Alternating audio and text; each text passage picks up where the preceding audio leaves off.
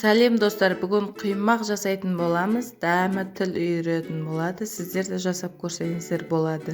Бізге керегі 2 жұмыртқа, 3 ас қасық құмшекер, жақсылап араластырып, құмшекеріміз ерігенше тұқыммен құмшекерді жақсылап араластырып аламыз. Сосын сұйық майымызды 100 грамм құятын боламыз. Жақсылап араласып болған соң 500 грамм сүт қосамыз. Сүт қосып болған соң тұзымызды, содымызды салып, жақсылап араластыратын боламыз. Және ұнымызды шетінен салып, жақсылап араластырамыз. Мінекей, әселдің қоюлығындай қою болу керек. Қызып тұрған табамызға кішкене май тамызып, жақсылап жағып шығамыз.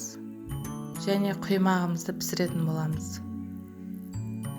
Ұнаса лайк басып, тіркеліп, қоңырау жаны басуды ұмытпаңыздар. Ас болсын.